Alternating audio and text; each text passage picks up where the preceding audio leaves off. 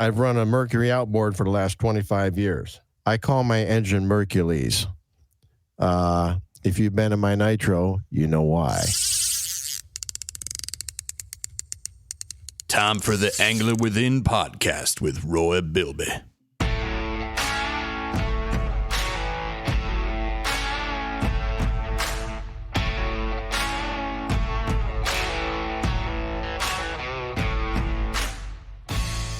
All right, you back? That was good timing. We sat down the same time. Perfect. How we doing, JD? Not bad. How are you doing, Roy? Good. Good to see you again. We're back. I heard you were up looking at the Hoosick River. Yeah, I was. I was up there today visiting some friends up there, and I actually had my gear in the car, ready to go at a moment's notice. I checked the CFS. Checked the CFS in the morning, and it was like 2,500, which is high for there. Yeah. So when I got up there, it was sure enough. I think it got even higher on the drive out there. I think it was closer to 3,000 when I got there. Hey. So, yeah, did not get out fishing today, but it's promising having all this warm weather. I was out just a little while ago flipping my spinning reel, hoping for a pike or two. I was doing ice fishing seminars yesterday at a sportsman show in Westerlo, New York. And they asked me to come in and do ice fishing. And they said, we've never had anybody do that. I think it was my third year doing that show. And I had guys coming in. And sometimes you get the same guys back. I had a guy ask me afterwards. He says, I really enjoyed what you talked about last year. Really enjoyed it. It was really good. I went out and I bought the lures you talked about, bought the line you talked about, bought the rods you talked about. Why are you doing ice fishing? That's over. I said that's what they asked me to do. So that's what I did. So how many folks were at this get together? They had like 350 people signed up. Nice. It's a good show. I enjoy it. They have a huge facility. It's done at the Baptist Church over in Westerlo, right on the main drag. And this was their 22nd annual. And I just found out about it. I didn't even know it existed until they got a hold of me 3 yeyears ago. It's a great event. Great event. So what's your style of ice fishing? Are you a tip-up guy, or are you a jigger, or do you do you go in the tent? Are you out in the open? I leave no stone unturned. Now, there's days I'll go out and just jig, but if we're depending on the fishery most of the time, but a lot of the time I'll set tip-ups because I was raised on tip-ups. I didn't jig. I was the first one in my family to jig. I'd read articles about it, made a jigging rod out of a broken old fiberglass rod. Matter of fact, I found it when I was digging through stuff to take over to do this seminar, and it's a relic, but it's an artifact now. And showed it to everybody, but then I opened up the rod box and showed them what I'm using nowadays, and they were taking pictures and stuff because I got a ridiculous rod box for ice fishing too. But I'm sure you do. Do you have as many rods as you do downstairs in the hall of? No, not for ice fishing. Ice fishing, I've got around 14, I guess. Are they all the same type? They vary in length, action, and what they're set up for. Everything from panfish to lake trout, and everything in between. Do you ever set up the tent and put like a video camera down in the water and like watch the fish come up? I put a video camera in the water, got an Aquaview, had it for years, use electronics on the ice. I do have portable shanty, a 5-hub, 2-man, 3-man shelter. Mm-hmm. I've actually had it probably 20 years, and I have set it up once. I move too much. I'm very mobile. I'm active until I find a fish. Have you seen the ones they got now, like the 8-man, the domes that have like the reflective insulated walls on them? I haven't seen any like that. What I have seen, and they're popular out in the Midwest, is they're basically motorhomes, but they're trailers. They're 40-footers. You tow them out onto the ice. They have all the amenities of a motorhome. They're going for 60 grand. I'm thinking, who is spending that kind of money on ice fishing? Well, what if I you was on don't? the ice since December this year. This ice fishing season here in the Northeast, I was on the ice twice and in a boat 7 times since December. That's if I got 60 grand to blow on something, I'm buying another nitro, man. Get real. So speaking of nitros, we left off when you were really taking off with the tournament fishing in part 1. Yeah. Well, keeping track in the journals, and like I said, it got noticed when I hit milestones like 10,000, 15,000, 20,000. The real pivotal turning point for me was 25,000. There was a write up in the local paper, full color spread. They had a full blown, center page story, full color. The Bassmaster website did a front page article on it. My phone blew up after that. Bass Fan website picked it up off of Bassmaster. They did a thing on the local news broadcast. I had people calling me. The internet is amazing. I didn't put anything on there, but it found its way onto there, and it snowballs. It didn't go viral, but it absolutely snowballed for me. A year or two after that, I'd been doing well in local tournaments. Had a bunch of wins, had a ton of top fives. I think I had 25% of the time I was in the top 5, and that kind of consistency garnered attention. I had 5 local sponsors that had approached me and asked, how do I sponsor you? And that was all well and good. I called it little big time. I had people, and I would go to these companies every spring, usually in May, month out before our tournament started up here in New York. And I would contact them and go to them in person. Didn't do it over the phone. And I would ask them if they were still interested in sponsoring me and staying on board. And I never got denied. It was always, oh, yes, absolutely, absolutely. These wonderful people would put a check in my hand, shake my hand, and look at me and say, thank you. I'd always say, hold on. You're paying me to go fishing and you're thanking me. Thank you. But I would always, when I did seminars, I'd have all their business cards out. They were on my jersey. They were on my boat, on my truck. I was a rolling billboard. I did everything I could to promote them. I made sure every time something got in the newspaper that they were all mentioned. You gotta pay your dues. They're taking care of you. My job is to take care of them. They're just not throwing money at me because they want to throw money at me.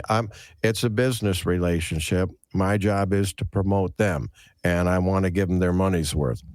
But I'd been thinking for probably the last 3 years up to that point, how cool would it be to get Bass Pro Shops on board? I mean, let's face it, I was their biggest fan.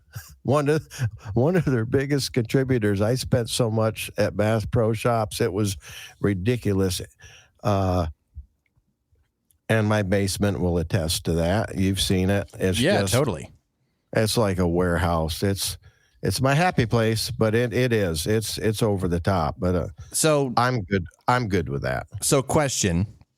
Sure. When it came time to get your first sponsor on your boat, how do you even know what to charge for that? Did a number pop in your head, or were you kind of struggling to even think about what to ask for? I wasn't comfortable asking for. They said, "Well, how much would that cost?" I said, "What's it worth to you? You tell me.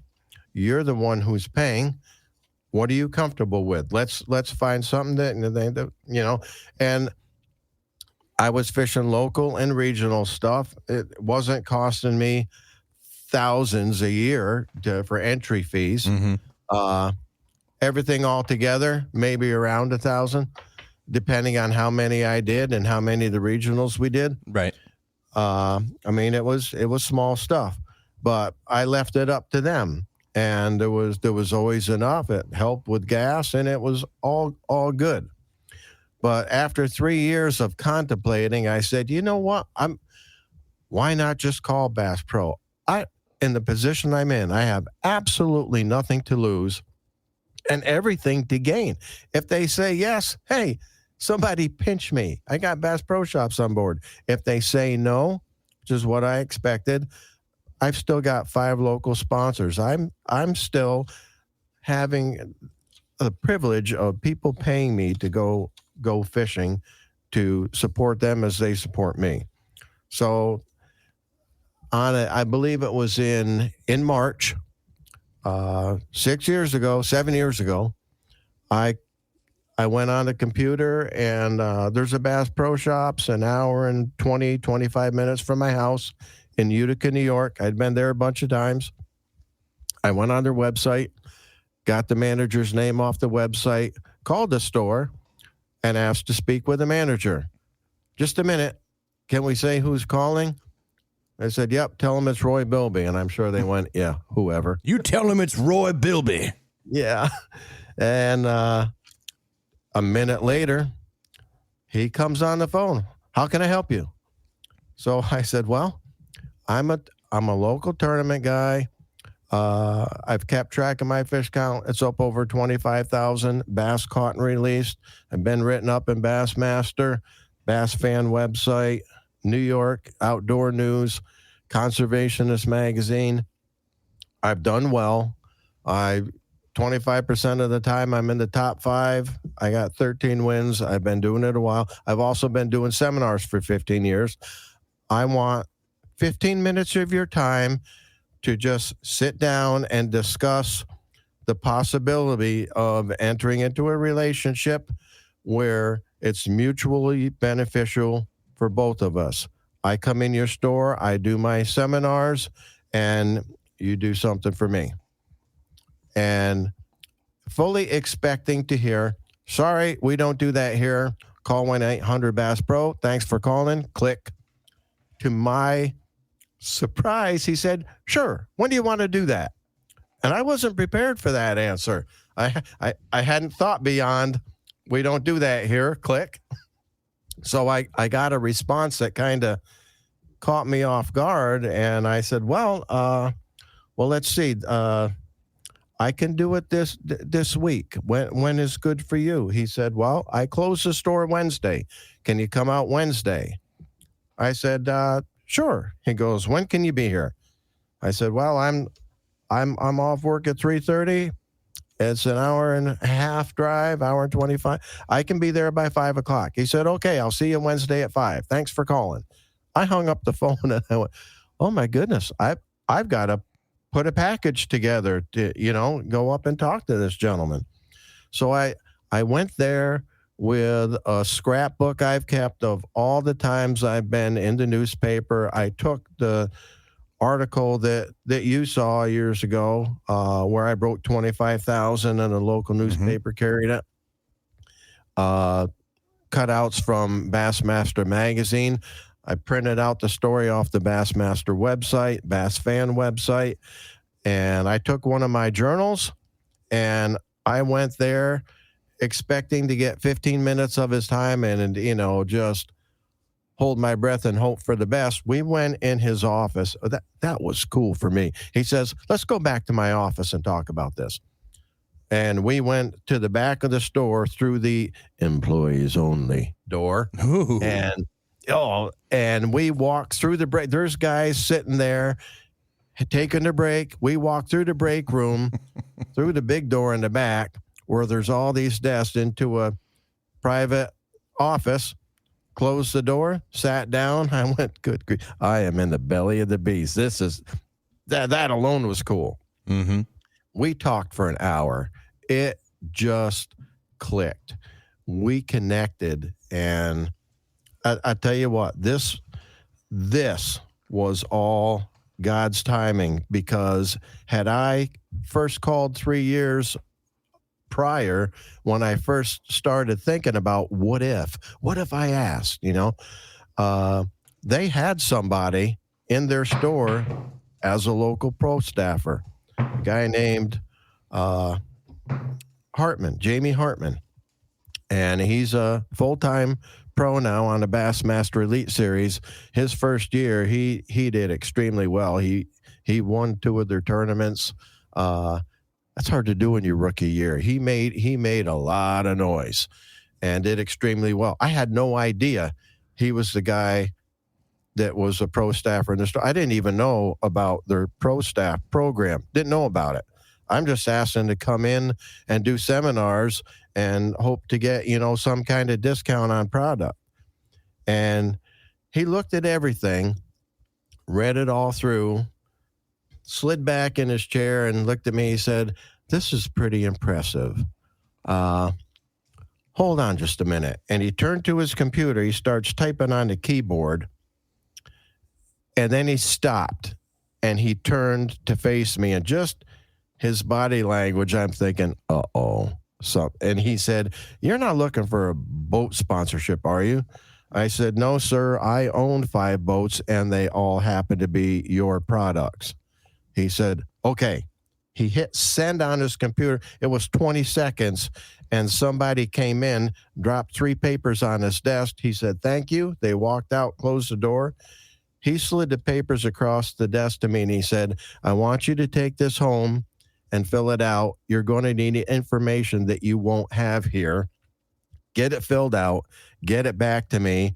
I will get together with my events coordinator, and we will put our stamp of approval on it and fast track it down to headquarters." And headquarters means Springfield, Missouri. So the big store. So he offered you at the top of this stack of paper, it said local pro staff application. And I went, oh my goodness, this is happening. I got an 11-page contract in the mail, and now there are things I have to do. I'm required to do for that I have no problem with. It's all about appearances in the store, keeping your equipment in good condition, and following through on your commitment to them, having a clean website, and just promoting them in a professional manner. So why not take the boat sponsorship? Already own 5 boats. Yeah, but he could have given you more money. That's not what I was looking for. No, I know. I'm just thinking, like, I just love how humble you are, because, like, I would have been like, where am I going to put a hey, 6th boat? Do you want to? Well, did it mean they're going to give you a boat, or were they going to give you a sticker for the boat? They were probably going to give me some kind of a discount if that's what I was looking for. I don't know. Right. That's not what they were looking for. Right. They needed somebody in the store. He told me. He said, we had a guy doing what you're talking about, but we lost him a year ago. We've had nobody for a year, and that it's better for them if they've got someone in the store doing that. Like I said, this was God's timing.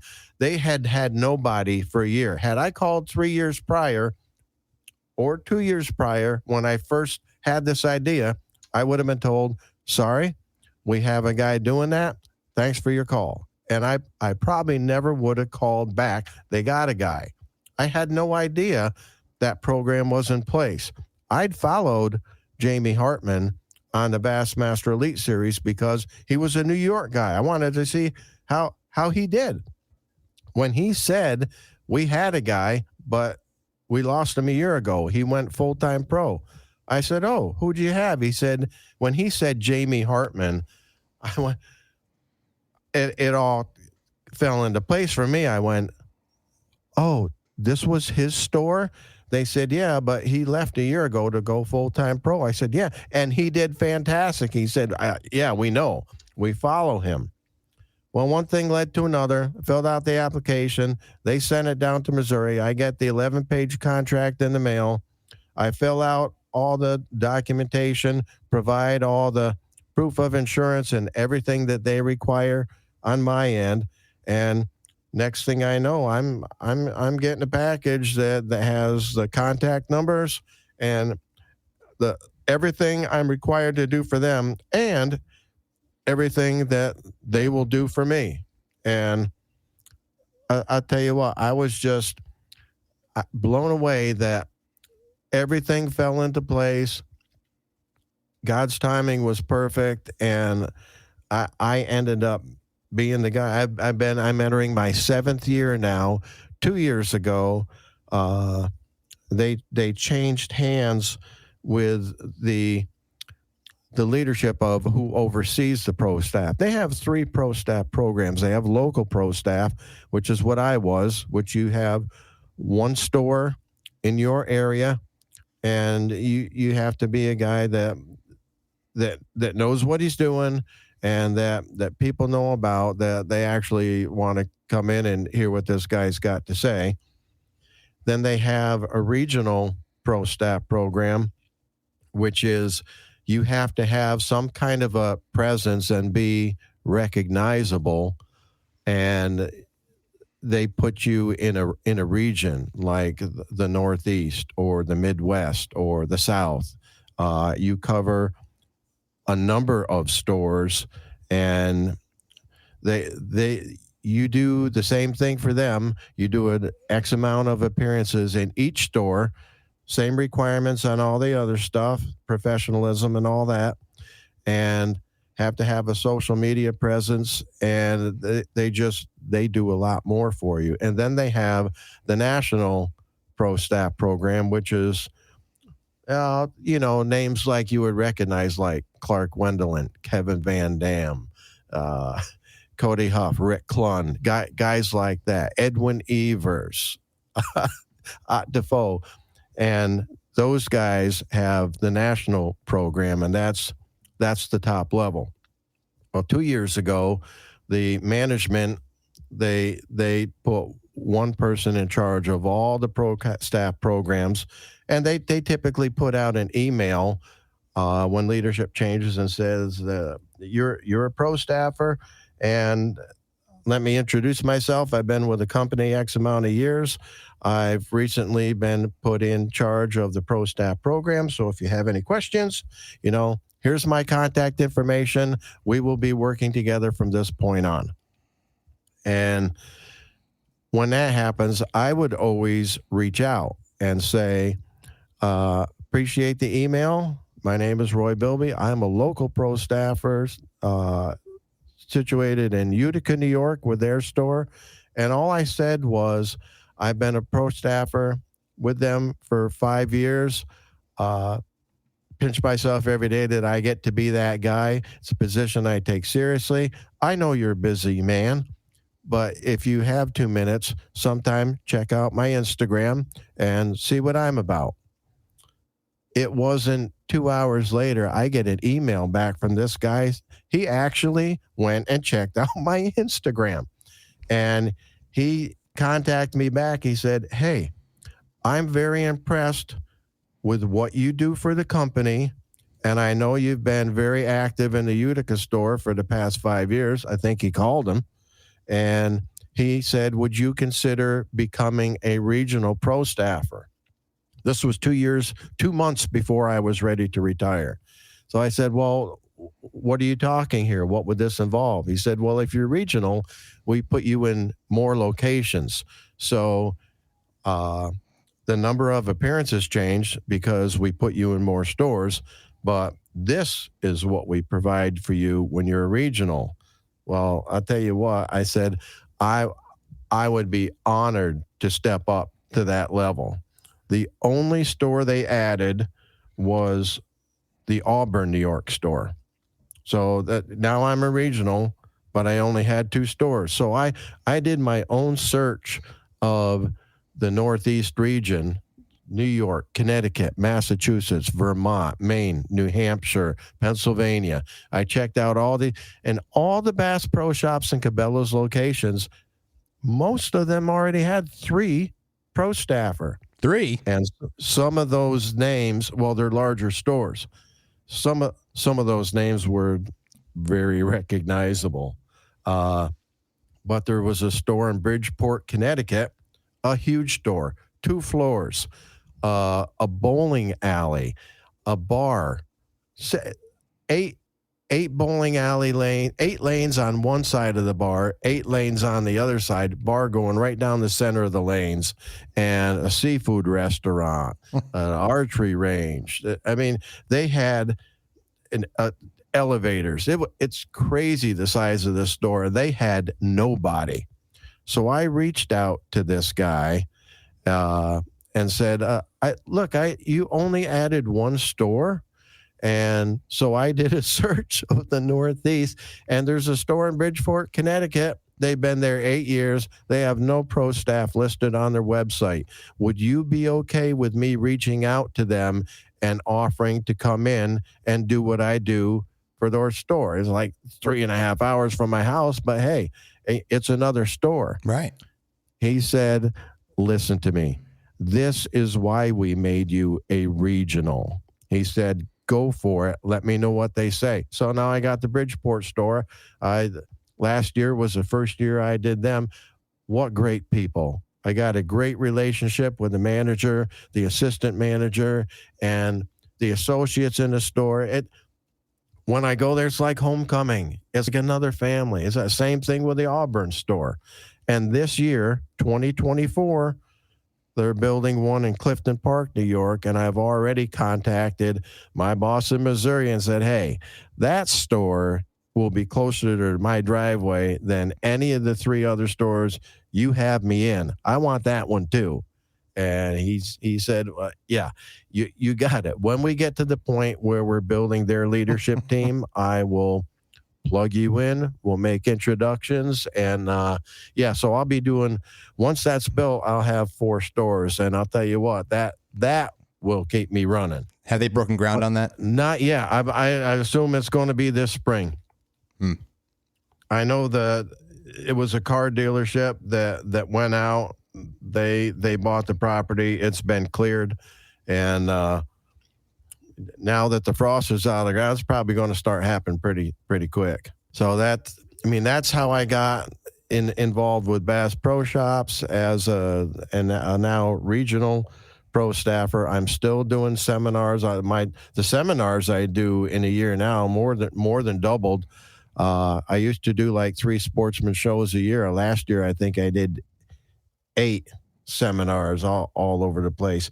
And that is not counting the ones the 12 I did at different Bass Pro Shops locations. I also hooked up with one of the guys at the Utica store. His name is Rick Bach.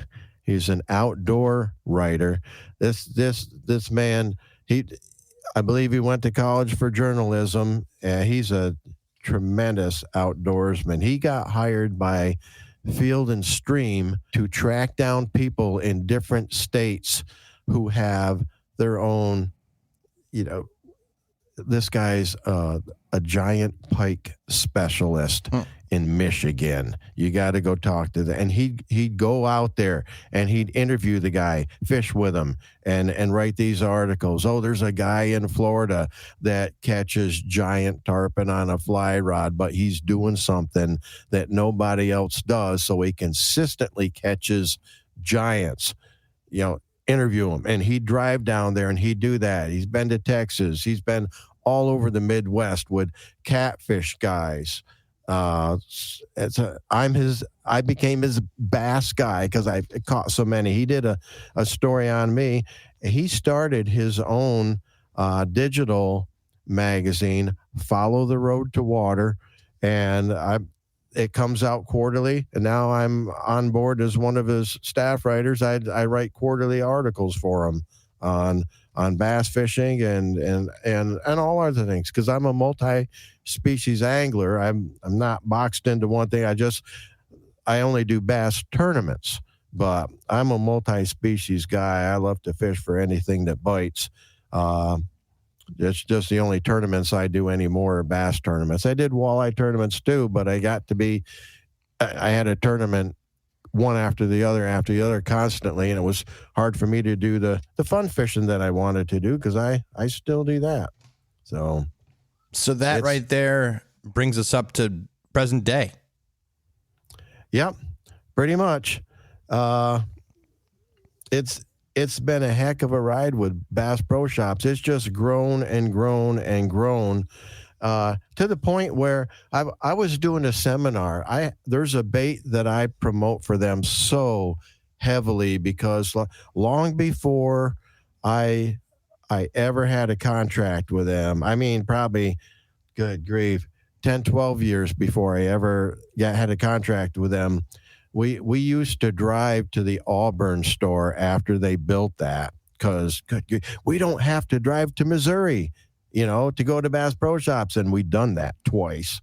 Dropped about $1,200 in addition to all the catalog and mail-in orders. But we would go to Auburn every year in March during their spring fishing classic. We called it the pilgrimage. It was 2.5 hours one way, 5 hours round trip. Me and my buddy, we'd make a day of it. And we were there, I think the second or third year, and they had a bait called the squirming shad. It's a little boot tail swim bait. And this is before the huge swim bait craze of the last, 10, 12 years. And it's a panfish bait, a little 2-inch plastic swim bait, but they have it in a color called green pumpkin pearl hologram. It's got a green pumpkin back, a little bit of black pepper in it, and a pearl belly. And I'll tell you what, that thing looks so much like a live fathead minnow, but it will outfish live fathead minnows. They had like 2 pegboard hooks on the wall, about 15 packages on each hook of that color. And I saw that bait and I went, that is going to be such a fish catch. I would eat that. And I just slid my cart in parallel, put my fingers on the back of the packages, and 30 packs right in my cart. I said, no, I'm taking these home. These are going to work. Clean them out.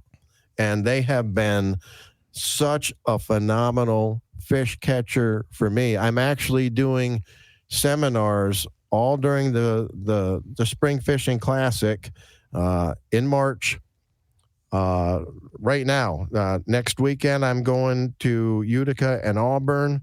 The third weekend in March, I'll be in Bridgeport, Connecticut. And the last weekend of the Spring Fishing Classic, final weekend in March, I'll be back in Utica and Auburn. And I'll be doing seminars on that squirming shad. I did them like 3 years ago on that. And I was doing a seminar up in Wells, New York, 2 winters ago. And there was a guy in the crowd who raised his hand at the end. I said, anybody have any questions? He said, yeah, I got a question. If you only had one lure to use for the rest of your life, what would it be? And I told, all right, I said, I'm going to be honest with you. That is not my favorite question. I said, if you could see my basement, I am a lure addict. Okay. I want 12 of everything. Don't limit me to one. I said that is my least favorite question. No offense, but let me answer that question with a question of my own. If you only had one finger to use for the rest of your life, which one would you want? And he goes, oh, okay, I get your point. I said, and I apologize for that, but to answer your question, if I only had one lure to use for the rest of my life, and that, not that I would ever do that, but if I had to, because I'm a multi-species guy, it would hands down be the Bass Pro Shops 2-inch squirming shad on a 16th or 8th ounce ball head jig, plain and simple, because that bait catches everything that swims because everything eats little 2-inch bait fish. There was a guy in the front row who raised his hand. I said, question. He goes, no, I want to add to what you just said. He said, we saw you at Bass Pro Shops 2 years ago, and you were talking about that bait and putting it in the tank, and then you came down and you showed people how you rig it and everything. So me and my fishing buddy, we were there, we saw it. We went over and we bought some, and he turned to the people behind him, and he said, I'll tell you what, people, he is not kidding.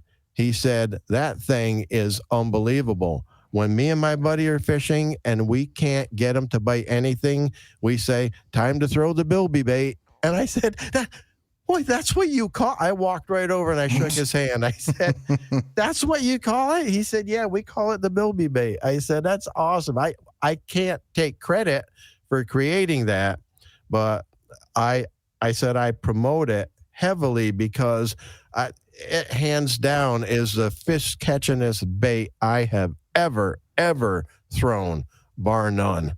We were fishing for, and I use it for perch. That is my go-to for perch. And if you follow my Instagram at all, you see the size perch I catch. I catch 13, 14, 15-inch perch with alarming regularity with this bait because it's a big bait for perch, but big perch want a big bait. And it has the ability to select for the largest perch in any body of water. I know this because I've been throwing it for 15 years, and that's the results I get with amazing consistency. It never fails. But while we're doing that, we're catching huge walleye, huge largemouth, smallmouth, pickerel, lake trout. It catches giants of every species because everything eats little fathead minnows and little 2-inch bait fish wherever they exist. Middle finger. Yeah. I would probably use my middle finger the rest of my life. Why would that not surprise me? Well, which finger would you use?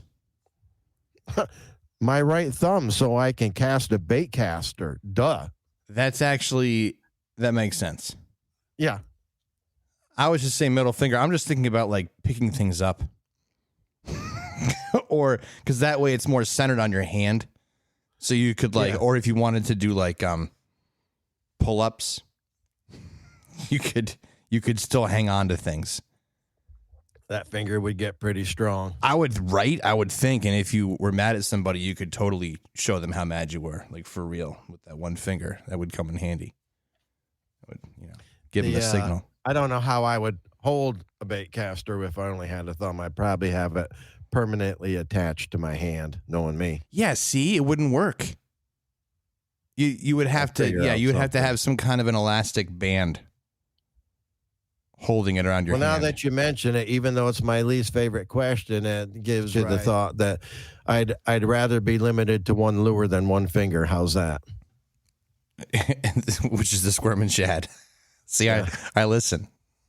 We're going off in a weird direction here. It's okay. Yeah. It's okay. I was just trying to throw a curveball for you.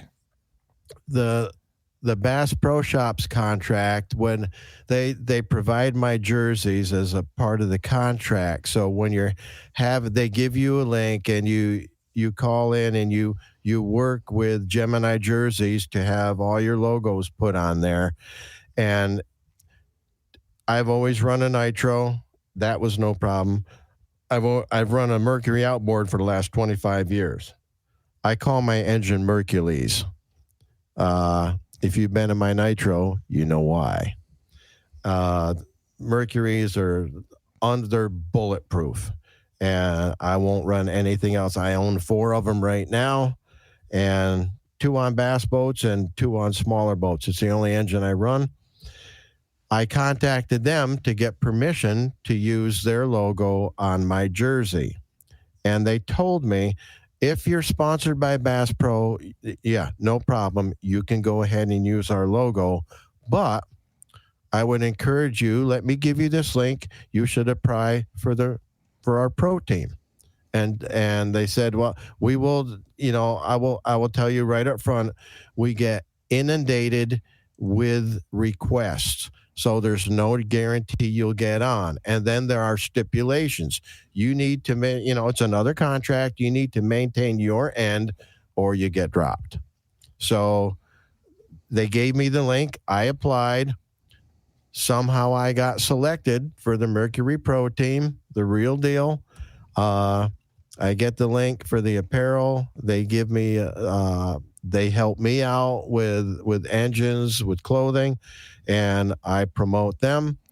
They have stipulations in the agreement with them. You have to hold up your end. But and I've been a member of the pro team. This is my 6th consecutive year. And I'm proud of that because I know guys that have done it and been dropped.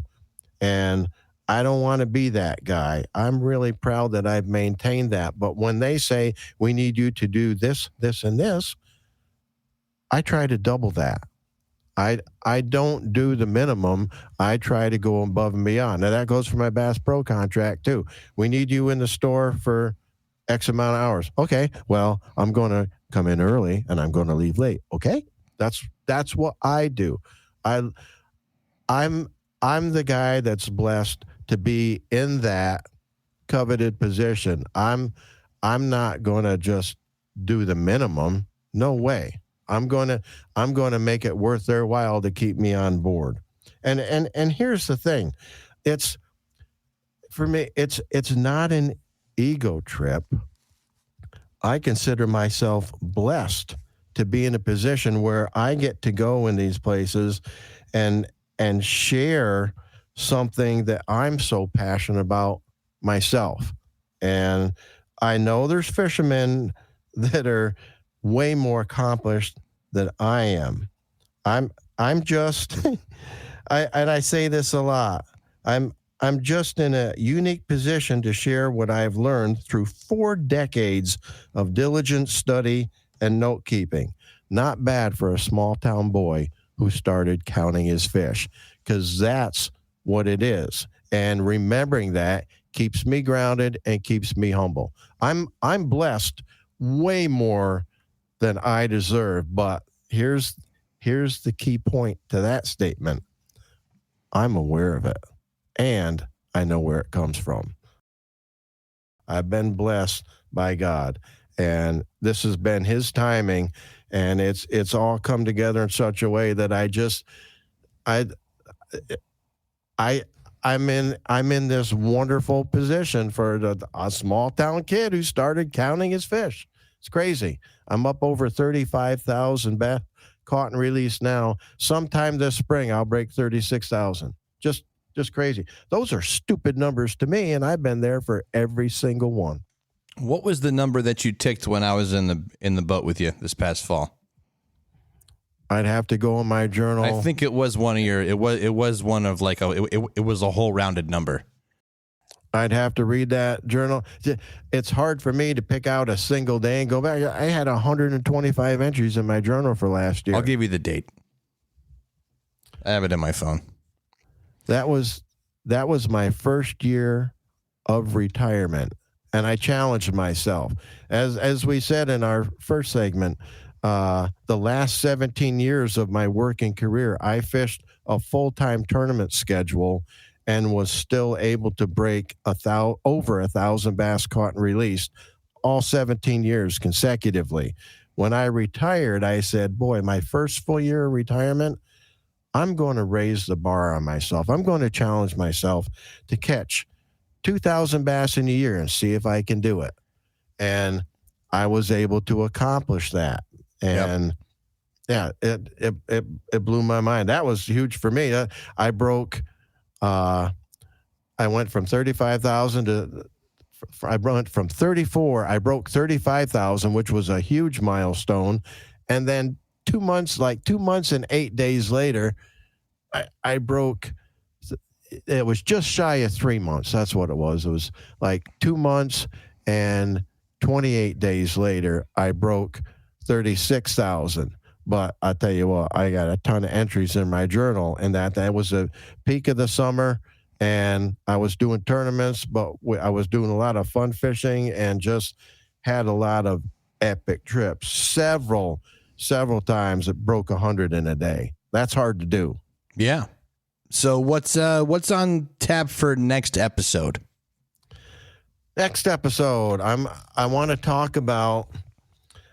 I did a seminar this winter, basically how to take your fishing to the next level. 6 easy steps that anybody can do, and when I look back at it and I review, these are the 6 steps that actually got me to where I was posting those stupid, ridiculous numbers that just got higher and higher and higher every year. And Sweet. it's when you look at what I did, when I talk about what I did, it's 6 simple steps that if I can do it, good grief, anybody can do it. That's the way I feel. I look forward to hearing about that. And also just a reminder to the listeners out there, you can send us an email, drop us a mail bomb at anglerwithinpodcast@gmail.com. This episode and the last one we're kind of like laying the groundwork for how Roy is where he is right now. But moving forward, hopefully we can get into some more tips and things that you like, the little Easter eggs that Roy drops. We'll have more of those as we go do an through, Easter egg hunt. As I say that, we're heading in through early March. It's almost Easter season, which means that opening day of trout season's around the corner. Mr. Bass, man. Yeah. And bass. All right. Well, tune in next time when Roy helps you find your Angler Within.